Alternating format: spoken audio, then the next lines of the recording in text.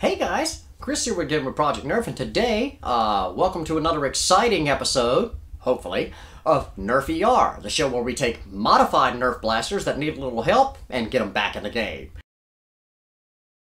Paging Dr. Chris. Dr. Chris to the ER.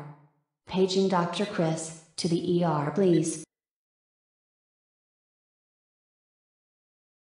This one is very, very special, guys. Not because it's a rare model, but it's due to its cosmetic. So what I have to show you here may shock or even intimidate or scare some viewers. Please just be advised, this is a Nerf gun that was done up the wrong way. But anyway, here we have it. We have a Nerf Strife AK that's, well, I would say a little bit, but no, just it's a whole lot too real. Now, I did not build this blaster. I purchased it on eBay, and there are some issues with it. Now, again, guys, this is an example of what you should not do to your Nerf guns, okay? It is not safe or legal for you to take this thing out in public. There's not a police officer in the world that would not hesitate to shoot you very quickly if you were holding this in any kind of threatening manner. It looks and has the size and dimension like a real weapon. So please, please, if you're going to do up your Nerf guns with body kits and things like that, make sure that they're bright, vibrant colors, lots of oranges, whites, high blues, light, neon greens, things like that. Make sure to identify to law enforcement personnel especially, but to everyone else that it is in fact a toy.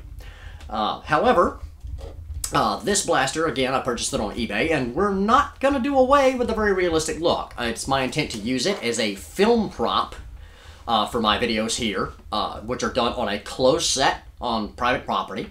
It's not ever going to go to an event. It's not ever going to go to an indoor battle or anything like that. You may get the chance to see it in maybe a backyard war, for example. But like I said, this is not something that is safe to take out in public. Okay, so what we have here, obviously, guys, it's a Strife that's been modified to look like an AK-47 assault rifle. And, the maker did a very, very good job with it. So let's talk about some of the issues with it. So first things first, the front end here. You can look in there and see, there we have it. There's that horrible half-inch inner diameter PVC barrel. We did talk about this a bit in my AK commission video. This blaster works. It fires okay, like any other normal Strife. However, with this barrel on there, one of every 10 darts maybe drizzles out the end and flies 5 feet. The drag on this kind of a barrel is way too much. So we're going to pull this PVC barrel and replace it with my 3/4 inch inner diameter copper to minimize that drag. So that's definitely step one. So then we have, see if I can get the stock off of it here. Here we go. As you can see on this blaster, the mag well has been cut down. And that's actually really very interesting, and it looks cool. It gives it a little more realistic look. However, if you can see it on the camera there, and hopefully you can, there's no rim around it now. So the mag, when you put it in, is a bit wobbly. And if you shake it hard enough, there it goes, the mag will just fall out. So we're going to build this lip back up a bit to give the magazine a little more support laterally so we don't have that issue anymore.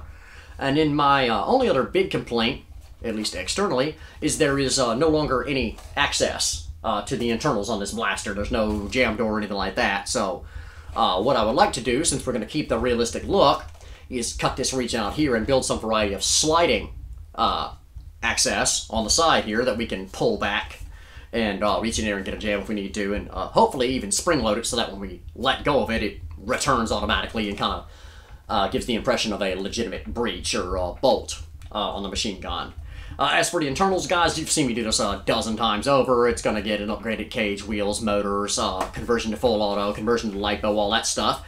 But so without further ado, let's go ahead and start tearing this thing down and see what we're really looking at. Alright, so here we go. We've got the core body of the Strife here. You can see the great body work that somebody's done. There's a few cracks and things in it now, but all in all, it's really nice. Again, this is a little too scary real, so we're going to start by go ahead and taking this battery door. It's got a nice thumb screw.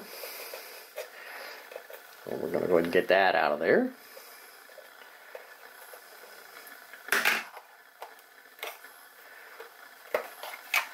And there we go. Alright, this was once an elite blue, which is kind of a pity to see one cut up, but that's okay. Hopefully here you can see a little better what I was talking about the lip on this being gone now. So, like I said, all that's left is just these little short fins of plastic here and there to hold the mag laterally. So we're going to, like I said, we'll build this back up a little bit with some epoxy putty and then re-flat black it. The great thing about flat black. But let's see, hopefully, if we can get it apart. I see they've left a few screw holes in here, but there's a lot of body work over the rest of them, so I'm curious to see if we can do this. So let's take our trusty screwdriver and give it a shake here.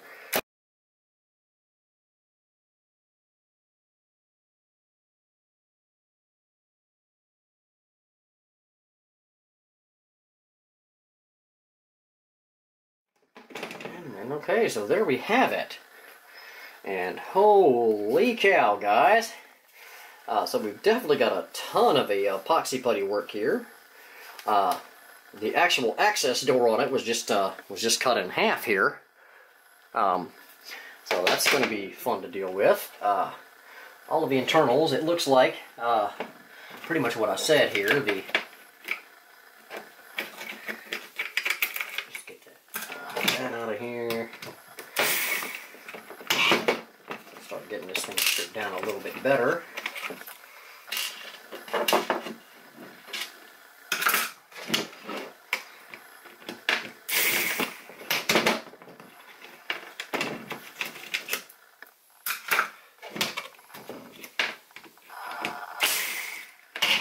Screw in that.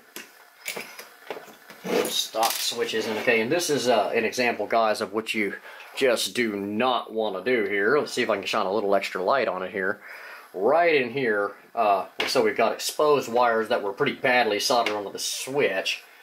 So obviously that's all going to go away for big micro switches and things like that. But see if we can salvage the parts that we want to keep. No screw in the mag release. So let's just go ahead and take care of that right now. I happen to have one of the little top hat screws right here, so this is why you save all your stuff when you take them apart. Okay, that's not too bad. It's moving okay. The cage has only got one screw in that. I can't say that I'm a fan of that.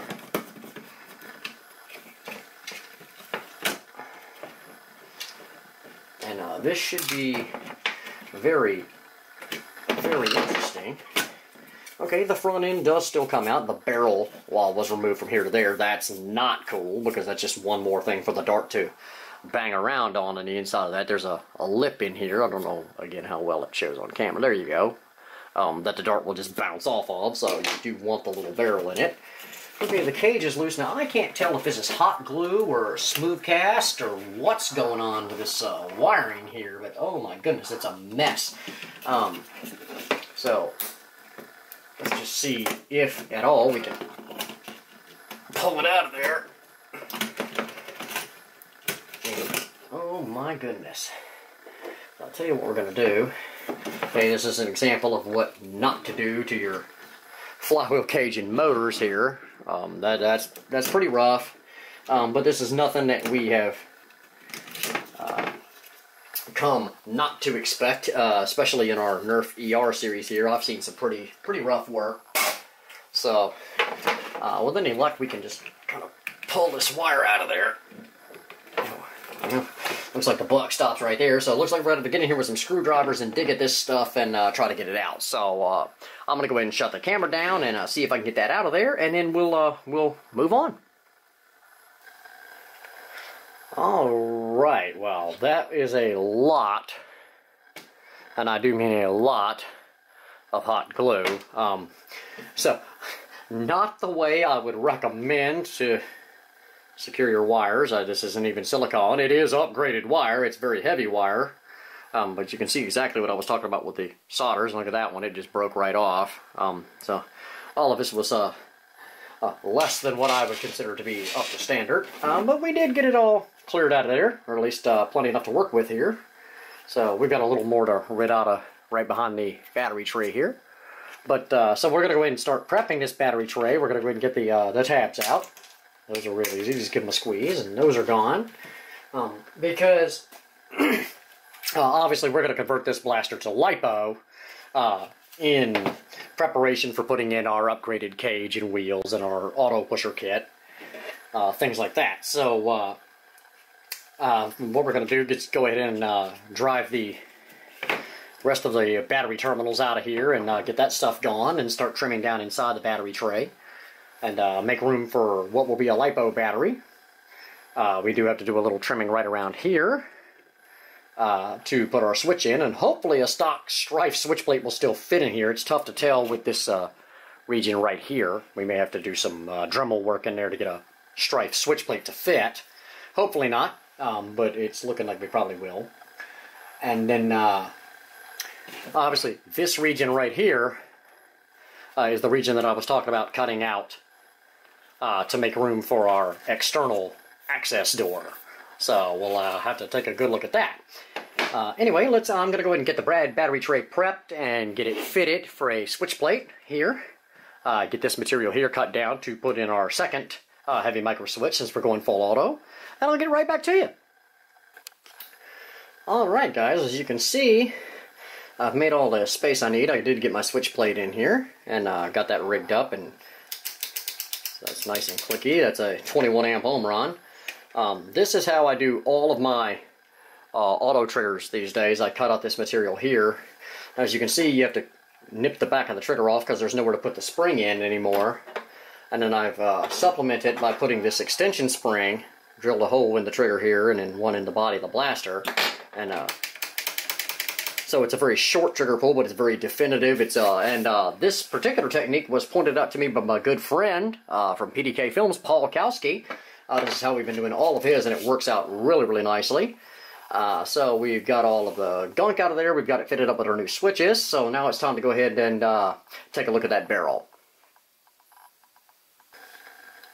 Alright guys, so what we've got here is this 3D printed front end and an end cap with the painted PVC barrel. Now, at one point in time I had managed to spin this off, so hopefully, with any luck, we can get it back off of there without too much fuss. See me just kind of giving it a twist, and I'm trying not to put too much pressure on it. We don't want to break it. There we go. So we've got that off of there. And it's a little sloppy on the inside, but we've got to drill it a bit to fit our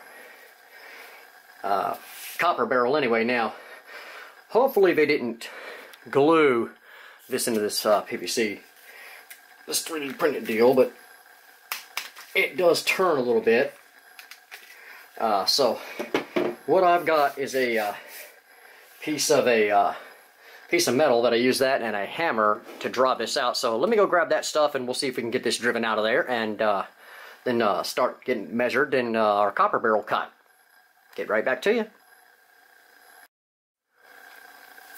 Alright guys, so you can see what I've got here. This is a broken Omni barrel, but it works really well for doing what I need to do here. It's much smaller than the PVC barrel, as you can see there. It almost fits inside it. And I simply put it on there and then take my hammer and just tap, tap, tap, tap, tap until this thing slides out of there. You can see where the white piece of pipe would have been inside the long part of the 3D printed part here.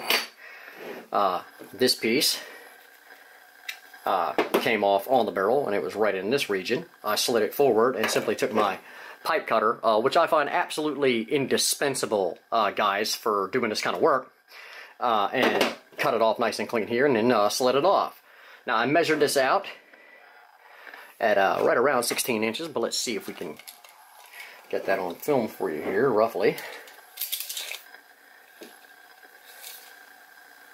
Yeah, so it's right at 16 inches long, so that's where we want to cut our copper. So let me grab that. Okay, let's set this stuff out of the way for a minute. All right, this is a stock Nerf barrel, guys. So let's talk about this again. Again, I did it once in our AK commission video, okay? But if you look at the inner diameter of this, it's actually larger around than the PVC. Okay, this will not fit inside. Matter of fact, if I get them lined up right, you can actually see down through there, at least certainly I can. I don't know if you'll catch it on camera, that there's a lip. So this is smaller in diameter, the PVC, than the stock Nerf barrel, yet on the inner. But look at the outer. It's much, much larger. If you take these pieces here, which were a pretty snug friction fit on the PVC, the Nerf barrel just fits loosey-goosey. So, again, dart drag coming out of that is terrible. So what I like to use is this copper plumbing pipe. Now, do not let anybody tell you that this is too expensive, because you can buy a 10-foot length of this at Lowe's or Home Depot for about $15. Now, I've done 6 short barrels, and this piece that I have left over is still over 3 feet long. So you can get 8, 9 barrels out of this thing with no problem. So what we're going to do is mark it quickly here with a Sharpie, right around that 16-inch mark.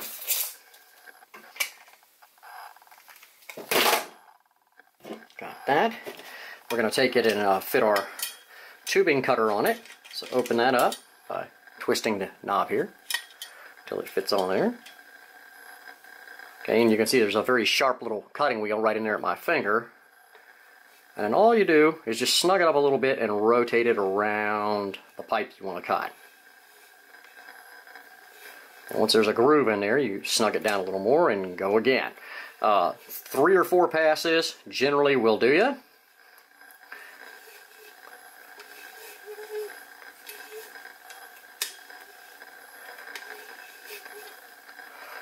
And we're just about there now. You can see that we're almost all the way through the pipe.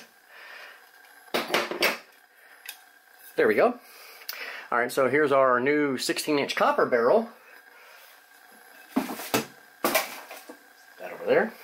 Now there is a bit of a lip in here, and that's kind of sharp, so we'll deal with that in a second. Some of these tools, like this one, comes with a pointy little triangle that we can put in here and rim the edge of the copper back out, open it back up. We're still going to sand that, but that opened it back up pretty nicely there.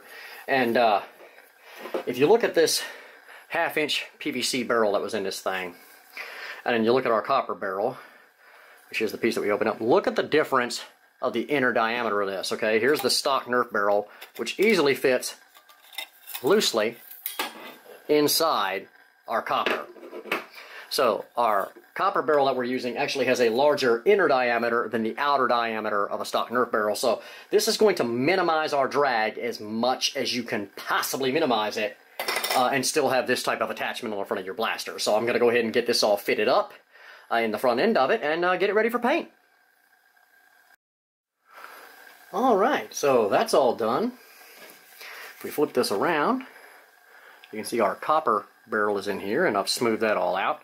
Now, I didn't show the whole procedure, guys. I showed you how to remove it.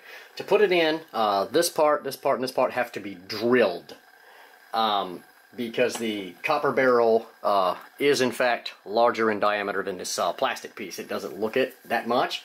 I use a 7/8" drill bit. And that's a very, very tight friction fit. It requires some sanding and things like that. The official size would actually be 29/32 if you could find that size drill bit. And I don't even know if they manufacture one. I'm sure someone does.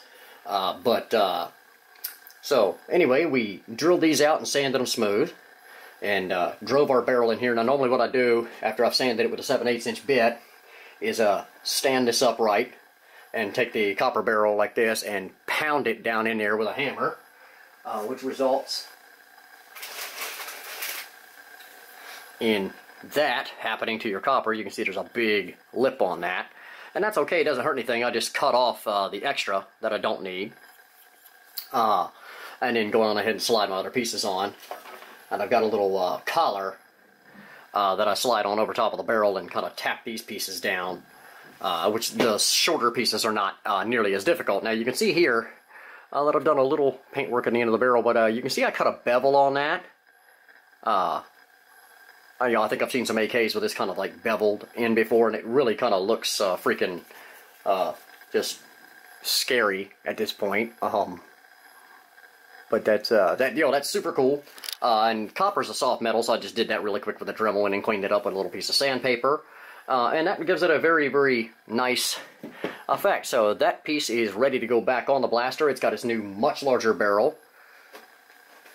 And just to give you an idea of exactly how large this is, again, here's a stock Nerf barrel. So I'm going to hold this up. Hopefully you can see it here. Okay, we're going to put it inside the copper on the inside. And watch this, guys. Stock Nerf barrel.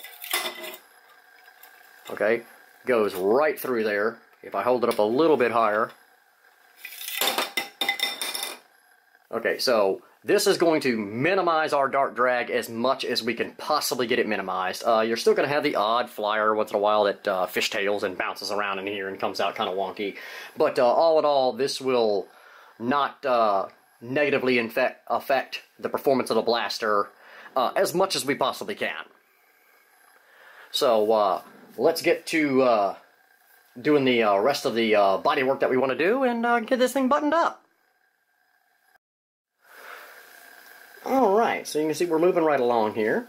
And what we've done is I've made this access door cover. I cut out the epoxy putty shell that he had on here, and I made this out of a couple of pieces of Kydex plastic. Now we're going to epoxy putty this in and smooth everything over and pretty it up.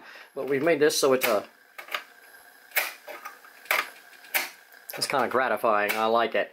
So anyway, we're going to do a little body work on this, and I'll get right back to you.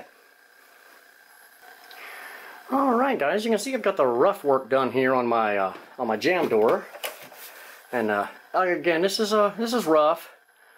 You know, a little more sanding, a little more body work here, but you can see what I got going on here. So that's pretty cool. I'm gonna finish up that body work. It's gonna get a whole brand new coat of flat black, and then we'll do something with this mag well. Like I said, you can see the gap in there. And it makes the mag pretty wobbly, so we're going to go ahead and tend to that, and then build the internals. Alright, sorry guys that I didn't bring you through the last little bit of it here. You've seen me wire these things 100 times. And what we did on the internal, of course we converted it to full auto. A little fancy work where they hacked it up a bit, but we got that taken care of. Cage is an Aurora cage, which is the ABS plastic version of the Serenity, but it can be bought for about half the money. It's got Fang revamp flywheel motors and Phoenix flywheels. We used a ME20 as our pusher motor, so it's got a good rate of fire, but it's a little bit chuggy, if you would. And then for the magwell, and I'm sorry I didn't bring you along, you can see here we've got that squared up pretty well. I simply used a couple of pieces of thin EVA foam right here in the side of the magwell to sure that up, and it works quite well. You can see we've got our access door now that's self-returning, and I think all in all this thing looks great. It is going to make a super cool film prop. You guys, let me know what you think. Till next time, this is Chris for Project Nerf saying, have a blast.